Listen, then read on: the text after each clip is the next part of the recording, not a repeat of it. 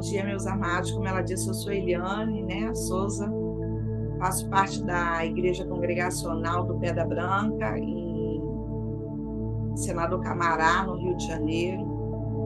Mas estou aqui em Janga, Paulista, na casa dos meus filhos, e é um prazer poder estar com vocês, né? Também faço parte da COAF, com a Keila, e coordenação dos juniores e infantis.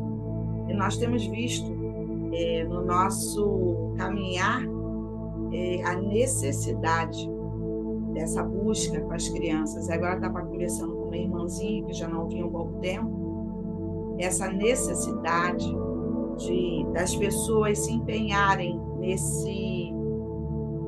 no trabalhar com as crianças. De que forma que eu estou falando isso? De repente você não tem um chamado para estar à frente de um ministério infantil, mas com certeza orar e clamar por elas, você tem essa responsabilidade. E nós vamos ler o texto de Lamentações, capítulo 2, versículo 19. Eu gosto muito desse texto. E o pano de fundo dele é o tempo que Jerusalém tinha sido invadido pelos babilônicos, né? E tinha sido destruído, e muita dor, e as mulheres e as crianças estavam sofrendo muito.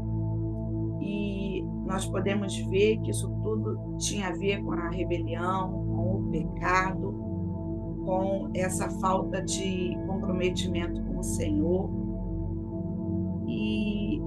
Mas esse texto do versículo 19, esse versículo de Lamentações, ele diz assim, levanta-te, clama de noite, no princípio das vigílias, derrama como água o coração perante o Senhor, levanta-te a ele as mãos, pela vida dos teus filhinhos, que desfalecem de fome, à entrada de todas as ruas.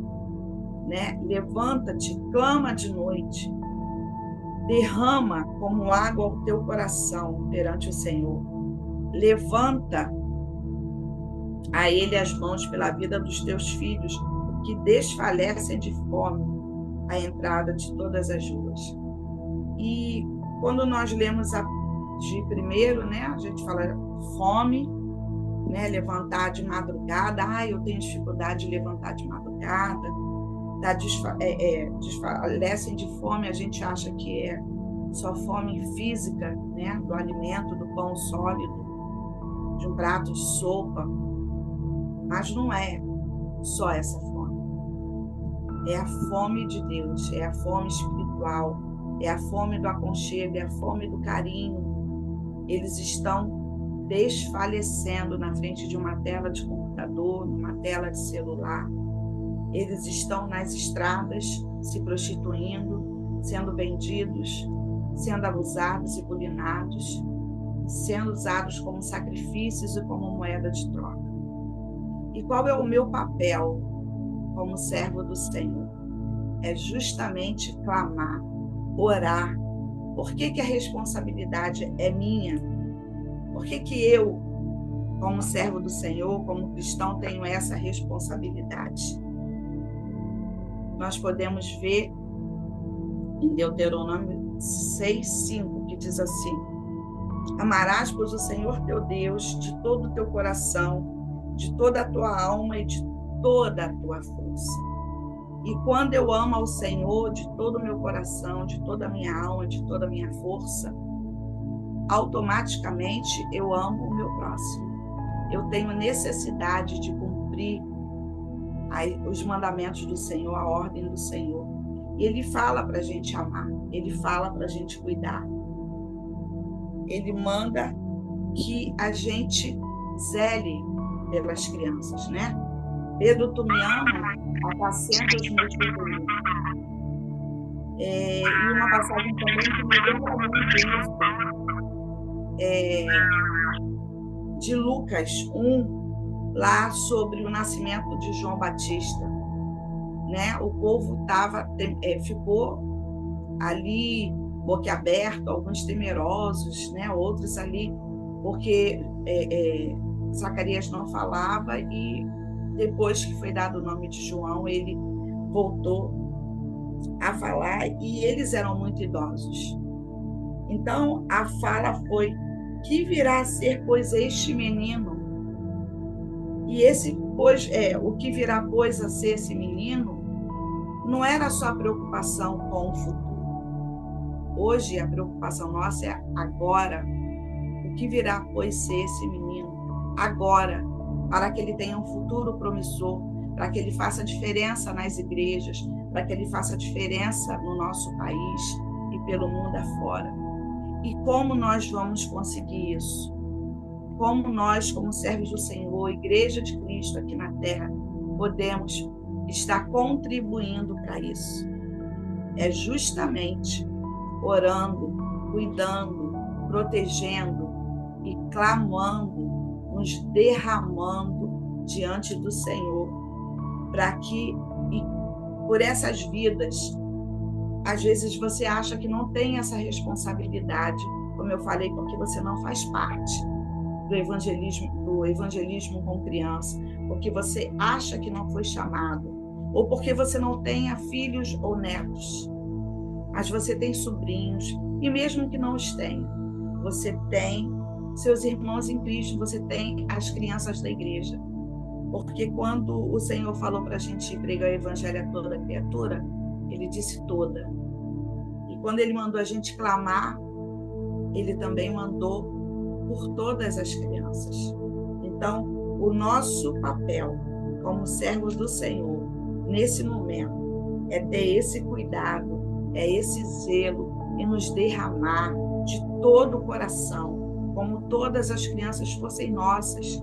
Nós sabemos o que tem acontecido. Satanás está furioso e ele quer destruir. E quando nós ganhamos uma criança para Jesus, nós temos a oportunidade de estar ganhando a família delas. Nós temos a oportunidade de sermos usados pelo Senhor para a transformação da vida dessas crianças. Acredito que os irmãos já tenham ouvido várias vezes, né, quando se fala sobre criança, uma frase, uma história de um menino que foi perguntado por uma determinada pessoa a quem ele ia servir. E ele disse: aquele que me ganhar primeiro. Poderia ser o pastor, poderia ser o tráfico de drogas. E às vezes a gente passa de lado diante de muitas crianças porque elas são bagunceiras, ou estão sujas, ou às vezes até nos agride com palavras, porque não tem a educação que nós julgamos ser a certa, e nós ignoramos. Mas o Senhor disse para nós: se nós amamos a Ele, nós precisamos amá-lo de todo o coração, nós precisamos amar essas crianças e nos derramar, nos colocar ali em clamor, nessa guerra, nessa batalha, em oração, por cada criança do nosso país, de todo esse mundo. Tem uma criança agora, nesse momento, que está sendo abusada, está sendo torturada, está sendo assassinada. E o que eu e você temos feito para mudar essa história? Ah, mas Jesus está voltando, a Bíblia fala que isso tudo vai acontecer. Tá, tudo bem. Mas enquanto ele não volta, qual é o meu e o seu papel? Qual é o meu e o seu dever? E vou falar uma palavra que o pastor Eleazar,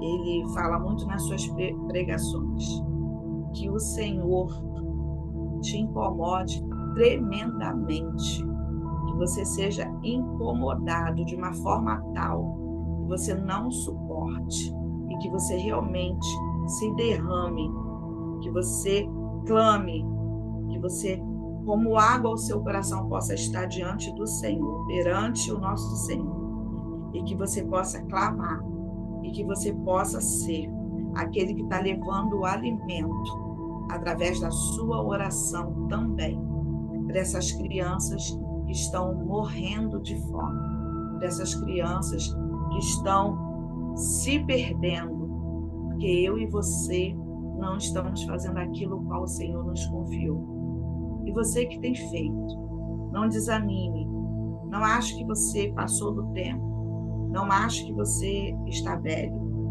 não ache que as coisas não fluem como deveriam, porque muitos levam o trabalho com crianças como fosse um lugar de dar bala, doce, brincadeira, ver vídeo, e não só a pregação da palavra. Para o cultinho, para a salinha, para o corinho, não. É o cântico, é o louvor, é a oração, é a palavra. As crianças precisam conhecer o Senhor da palavra. Eles precisam conhecer o Jesus para que a vida deles possa ser transformadas, como a minha e a sua foi. Para que o coração deles possa se encher de graça e de alegria, que eles se sintam amados e protegidos pelo Senhor. E esse é o meu papel e o seu, como servos do Deus Altíssimo. Clamar, orar, cuidar, zelar, amar acima de todas as coisas e nos derramar verdadeiramente como água o nosso coração diante do Senhor, para que nossas crianças sejam alcançadas. Agora nós estamos entrando no período, saiu uma festividade que eles chamam de Cosme e Damião, está chegando Halloween, e muitas igrejas até fazem esse tipo de comemoração, as escolas estão repletas, e quando vem o Natal é Papai Noel. O que eu e você estamos fazendo para mudar isso? Que história nós temos contado para eles? Como nós temos nos importado verdadeiramente com as nossas crianças? Então, que eu e você, nesse momento, possamos estar verdadeiramente incomodados, que sejamos incomodados pelo Senhor verdadeiramente, e que façamos a diferença através do nosso clamor. Em todo o tempo, onde você estiver, você esteja orando, fazendo diferença na vida de uma criança. Em nome de Jesus. Amém.